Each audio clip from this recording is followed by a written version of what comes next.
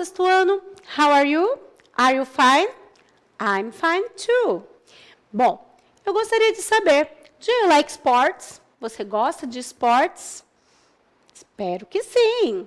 Então, prestem bastante atenção. Nós temos hoje no nosso PET algumas imagens, tá? Sobre esportes, vários tipos de esportes. Analisa, dá uma olhadinha, observe com atenção. Algumas palavras da língua portuguesa e da língua inglesa são muito parecidas. Então, você começa a fazer essa atividade procurando essas palavras, as que são muito parecidas. Deixa as mais difíceis para o final. E você vai fazendo isso por eliminação. Observou as imagens? Você vai fazer uma coisa chamada match the columns, que é associar as colunas, tá bom? É isso que você vai estar fazendo agora. Então, façam essa associação, coloquem aí os números dentro dos parênteses e você já vai conseguir fazer esse exercício, tá bom? Então, vamos para a atividade 2. What's your favorite sport? Ó, fiz essa pergunta logo no comecinho. Qual o seu esporte favorito? Respondam. Exercício 3. Lembra daquelas especificidades, desculpem aí pela língua que travou. Lembra daquelas especificidades da língua que falamos no início do material? Você sabe qual é a diferença entre soccer, futebol e American football? Será que você conhece as diferenças? Se você não conhece, faça uma boa pesquisa sobre isso. Registre a sua pesquisa, anote, faça várias anotações e entenda as diferenças entre essas 3 palavrinhas, tá bom? Entre esses 3 termos. Bem, feito isso, a gente vê que aprender a língua inglesa é uma coisa fácil, tá bom? Precisa um pouquinho de dedicação, elas possuem algumas palavrinhas parecidas, que é o que a gente já comentou em outras aulas, que são as palavrinhas chamadas cognatas, ou seja, elas têm uma grafia igual, ela se escreve igual e tem o mesmo significado. O que é importante a gente saber é que nesse uso das palavras cognatas, às vezes a gente também tem palavras que são parecidas e o significado não tem nada a ver.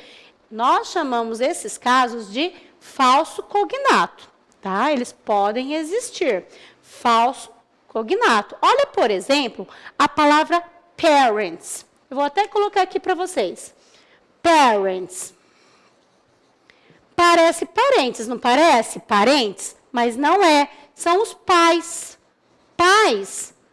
Pai e mãe. Pais. Tá? Então, parents é um falso cognato. Tá bom? Fique claro isso para vocês. Existem as palavras cognatas que se escrevem iguais e têm o mesmo significado. E os falsos cognatos. Palavras que se escrevem muito parecidas, mas significado totalmente diferente. Bem, agora que você já entendeu sobre isso, vamos para o exercício 4. Let's practice your writing skills, ou seja, para a gente praticar a nossa habilidade de escrita. Como? Usando o verbo to be. Lembra que a gente comentou que nós temos 3? Am, is, are. E cada um desses verbos, né, a gente vai usar com um pronome diferente. Lembre-se disso, tá bom? Como nós vimos lá na primeira semana, qualquer coisa, revise, volta lá no vídeo da primeira semana para você se lembrar e se apropriar ainda mais deste conteúdo. Feito isso, você vai conseguir fazer, então, frases nos 3 modos: afirmativo, negativo e interrogativo. E faça isso com bastante atenção. Bom, observa na letra A. Look at the test about Messi and you write about you. Você vai escrever sobre você, tá? Então, como assim? Olha o texto do Messi, veja como foi feito. Lembra que ele fala, hello, I'm Lionel Messi. Ele está se apresentando, está falando sobre ele, vai falando a idade, de onde ele vem, quem são os pais dele, quem são os irmãos dele. Ele vai contando. É para você fazer isso sobre você. Por isso que tem um dedinho assim, ó, indicando que é para falar sobre você. Faça isso no seu caderno, faça isso com atenção, tá? Apresente-se, tá bom? Lembra que mesmo você não indo para outro país, você pode ter um dia a oportunidade de conhecer alguém. Então, vai praticando isso para você poder um dia se comunicar melhor, tá bom? Vamos para a letra B. Agora, na letra B, nós vamos escrever, você não vai mais escrever sobre você. você vai escrever sobre 2 pessoas famosas. Quem são essas pessoas famosas? Uma se chama Gisele Bündchen, que você já deve ter ouvido falar.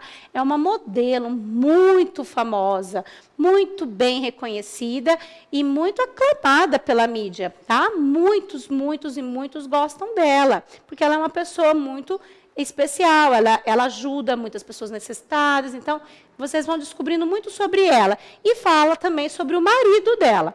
Qual é a proposta da atividade? É você fazer um texto biográfico sobre o marido dela e sobre ela. Como que você vai saber? Aqui, nessa página do PET, você tem algumas informações sobre ele. Nossa, teacher, mas vou ter que traduzir isso em inglês? Não, não é isso. É você fazer um textinho curto sobre ele. Então, ó, lembra-se que ele em inglês é he. Então, você tem que usar o verbo to be, is, para a palavra he. Então, você vai criar essa frase. He is, aí vai se colocar o nome dele, você vai colocar a idade dele, você vai colocar de onde ele é, com quem ele é casado, o que ele faz, qual é a profissão dele, coisas assim. E a mesma coisa sobre a Gisele Bündchen. Lembra? Gisele é o nome feminino, é relacionado a ela. Então, é she. Não se esqueçam disso. Qual é o verbo to be que você usa com a palavra she? Is. Então, você vai dizer, she is Gisele Bündchen, e vai contando a idade dela, com quem ela é casada, qual a profissão dela, o que ela faz, onde ela mora, um texto curto sobre ela. Então, a gente vai ter aqui nessas propostas de atividades o uso do verbo to be am e o uso do verbo to be is, tá bom? E também usando os pronomes I, he, she. Se você fizer isso com atenção e capricho, você vai ser muito bem sucedido. Do your best. Faça o seu melhor. You can do it. Você consegue fazer isso. See you and have good studies moment. Bye bye.